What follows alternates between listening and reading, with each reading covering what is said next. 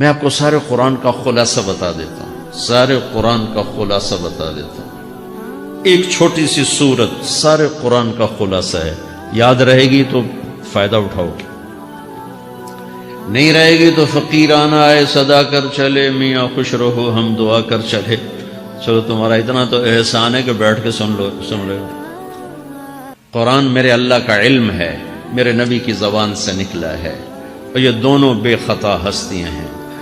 تو اللہ رسول کی بات کا خلاصہ سنا رہا ہوں، اللہ اس کا رسول ایک بات کو سمری کر کے آپ کو دے رہے۔ سارا قرآن 114 سورتیں، 6200 کچھ آیات، ان سب کا خلاصہ ایک چھوٹی سی سورت جس میں کامیابی ناکامی کی مہر لگا دی۔ قرآن نے قسمیں اٹھائی ہیں، یہ قرآن کی آخری قسم ہے۔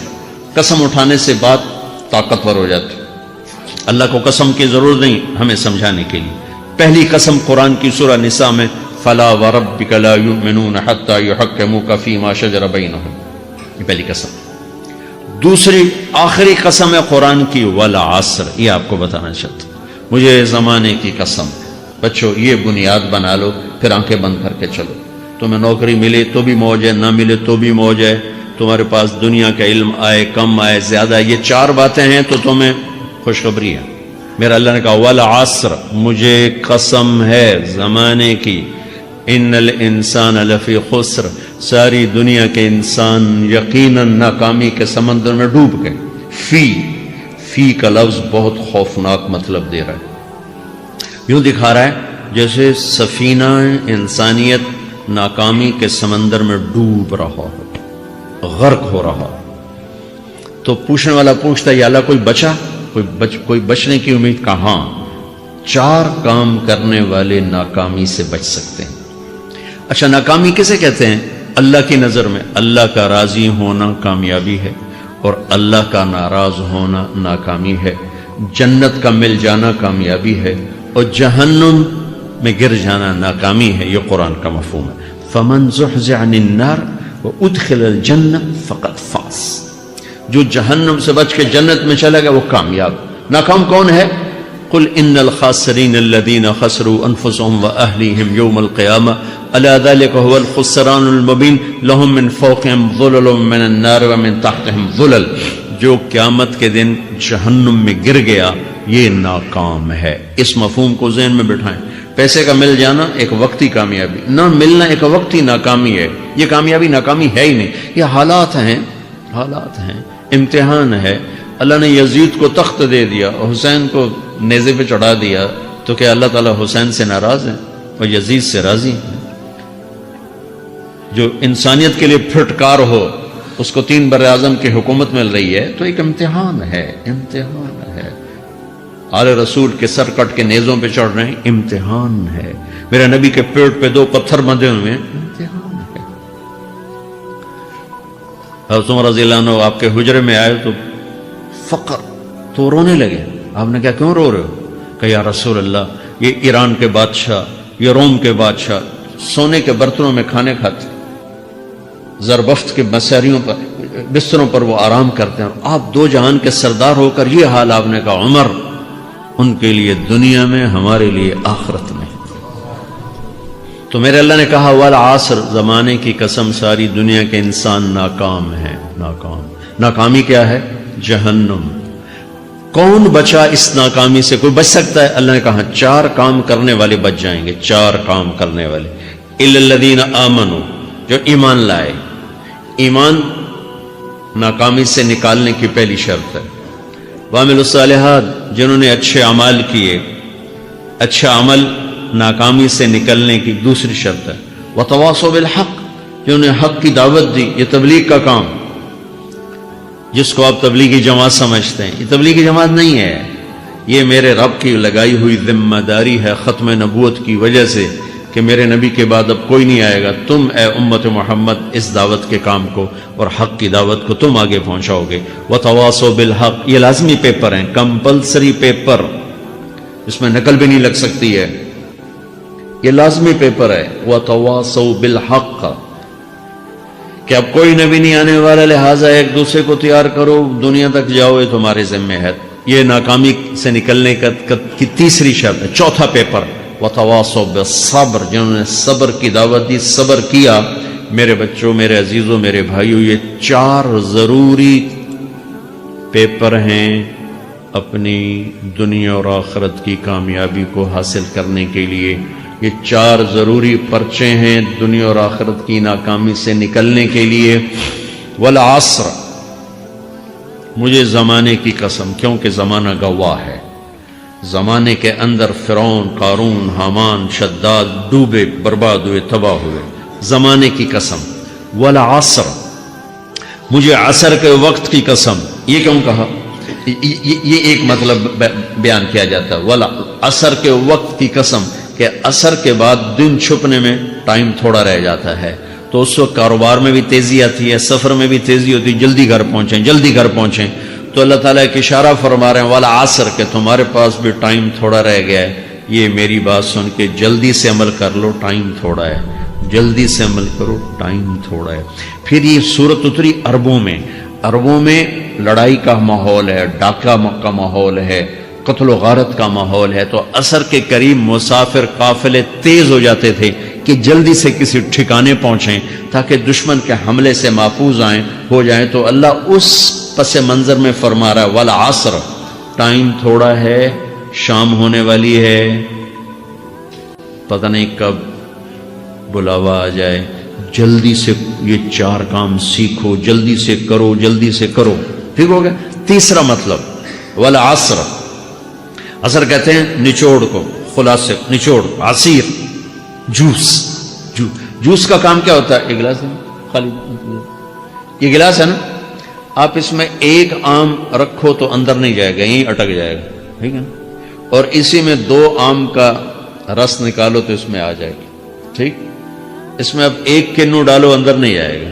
इसी में 3 किन्नू को निचोड़ो तो इसके अंदर उसका रस आ जाएगा। आसीर, निचोड़ निकालना, निचोड़ निकालना। तो मेरा अल्लाह कह रहा है कि तुम 114 सूरतें हैं, तुम नहीं पढ़ते हो, 6000 से ऊपर आते हैं, तुम नहीं पढ़ते हो, तो मैं तुम्हें सारे कुरान का निचोड़ निकाल कर, जूस निकाल कर 3 आयात में पेश करता हूं। मुझे इस कुरान के खुलासे की कसम, अपने रब की बात मान लो, वरना बड़ा नुकसान उठाओगे।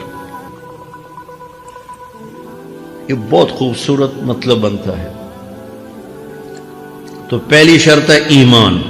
ईमान की शर्त लगाने से काफिर हमेशा के लिए नाकाम हो गए। अमल की शर्त लगाने से ईमान वाले नाकाम हो गए। ये नाकामी क्या है? सीधे जन्नत में नहीं जाएंगे, वाया जहन्नम। बाकी अल्लाह जिसे चाहे माफ करे।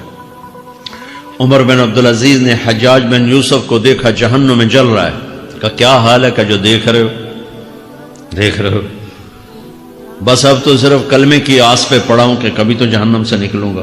तो ये अल्लाह का कानून है। सुलेमान बिन अब्दुल मलिक की मैयत को कब्र के करीब किया गया। सुलेमान बिन अब्दुल मलिक बनु उमैया का बादशाह, तो उसकी बॉडी हिलने लगी। तो उसके बेटों ने कहा हमारा अब्बा जिंदा है। तो उमर बिन अब्दुल अजीज ने फरमाया जिंदा नहीं है, अजाब कब्र जल्दी शुरू हो गया, इसको जल्दी से दफन करो, जल्दी से दफन करो। तो ये मेरे अल्लाह का कानून है। ईमान है, अमल साले नहीं है तो जहन्नुम से होकर जन्नत में जाएगा। अमल साले है, वतवासौ बिल हक, तबलीग का काम नहीं है, दावत का काम नहीं है। तो अब नाकामी का क्या मतलब है? अब आधी कामयाबी, आधी नाकामी है। वो ये नाकामी क्या है कि जन्नत में जाएगा, जहन्नम में नहीं जाएगा, लेकिन बड़े दर्जात से महरूम हो जाएगा, बड़े दर्जात से महरूम हो जाएगा। ऊंचे दर्जात के लिए तीसरे पेपर को लेना जरूरी है, वतवासौ बिल हक, वतवासौ बिल सब्र। चौथा पेपर साथ लगा है कि सब्र, अगर चौथी शर्त नहीं है तो फिर नाकामी क्या है? चौथी शर्त अगर नहीं, फिर नाकामी क्या? ईमान भी है, अमल भी है, तबलीग भी है, सब्र कोई नहीं है, तो फिर नाकामी क्या है? उसकी एक मिसाल देता हूं, उससे आपको बात वाज़ेह हो जाएगी। 20 टीमें मैदान में उतरती हैं, तो वो लड़ते लड़ते लड़ते लड़ते 2 रह जाती। ये दोनों बराबर होती हैं, आगे तकदीर चलती है, तकदीर चलती है। क्रिकेट है, हॉकी है, फुटबॉल है, ये बड़े बड़े खेल हैं। आखिर में आखिरी 2 टीमें एक दूसरे के बराबर की होती हैं, 19-20 के फर्क के साथ। इनमें एक जीत जाता है, एक हार जाता है। ہارنے والے کو یہ اعزاز ہے کہ وہ سیکنڈ ہے، پوری دنیا کی سیکنڈ ٹیم ہے. کبھی ان کو خوش ہوتے دیکھا؟ روندے ہی پہ ہوندے، انہوں نے ملک والے بھی رو رہے ہوندے تو آپ بھی میدان چ روندے پہ ہوندے.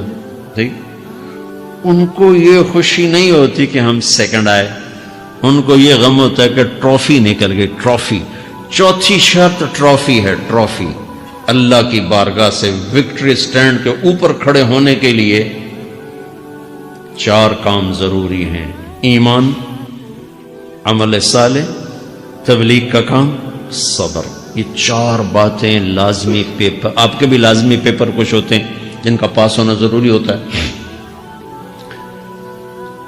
ایمان کا درجہ کیا ہے؟ ایمان کا آخری درجہ 33 نمبر والا بتا دوں، 33 نمبر والا، تاکہ تسلی ہو، خوف نہ چھائے کہ بھئی ہم تو، ہمارے پاس تو ایمان ہے ہی کوئی نہیں، ہم کیا کریں. نہیں، میں 33 نمبر بتا دیتا ہوں، اس سے نیچے نہ جاؤ. میں نے 7ویں میں نا فارسی رکھی. فارسی نا وہ جو آپشنل مضمون ہوتا ہے، چونکہ اس کے ٹیچر تھے بوڑھے سے، میں نہ کچھ آکھنا نہ پوچھنا، چلو فارسی رکھو. تو زیدی صاحب رحمۃ اللہ علیہ، تو میرے نمبر آئے 7، 100 میں سے 7 نمبر. میں پڑھتا ہی مجھے بلایا طارق جمیل، جی سر ادھر آئیے. تو وہ یہاں بیٹھے تھے چیئر پر، میں یہاں کھڑا تھا. تو انہوں نے میرا یہ کان پکڑ، اور آپ کے ماشاءاللہ 7 نمبر آئے ہیں، تو آپ 0 خود لگا لیں تو انشاءاللہ 70/100 ہو جائیں گے. تو وہ 7 والا کم نہ کرو، 33 نمبر میں 10 دینا. تو میرے نبی پہ قربان جاؤں، میرے نبی نے اپنی امت کے کمزوروں کو بھی لیا اور اوپر والوں کو. صدیق بھی موجود ہے. تو میرے نبی نے کہا اذا سرت کا حسنۃ وساءت کا سیئۃ فانت مومن. اگر تجھے نیکی کر کے خوشی ہو اور گناہ کر کے تجھے پریشانی ہو تو تو ایمان والا ہے. اگر نیکی کر کے خوش ہو اور گناہ کر کے پریشان ہے تو تو ایمان والا ہے. فأنت مومن، تو ایمان والا ہے. یہ ایمان کا آخری درجہ ہے. اس کے آگے پھر مائنس کام شروع ہو جاتا ہے کہ نہ نیکی کا شوق ہو، نہ گناہوں کا کوئی ڈر ہو، نہ ندامت ہو، نہ پشیمانی ہو، تو پھر یہ انسانوں سے نکل کر جانوروں میں چلا جاتا ہے. تو میرے عزیزو، اس درجے کا ایمان کہ ہم بشر ہیں، جب گناہ ہو توبہ کرو، اللہ معاف کر دے. جب خطا ہو توبہ کرو، اللہ معاف کر دے. معاف کرنے میں اللہ کو سب سے زیادہ پسند معاف کرنا ہے، کہ بندے کا توبہ کرنا، اللہ کا معاف کرنا، بندے کا توبہ کرنا، اللہ کا معاف کرنا. تو ایمان کا اگر یہ درجہ مل گیا ہے اور اس میں ندامت کا آنسو شامل ہے تو پریشانی کی بات ہی کوئی.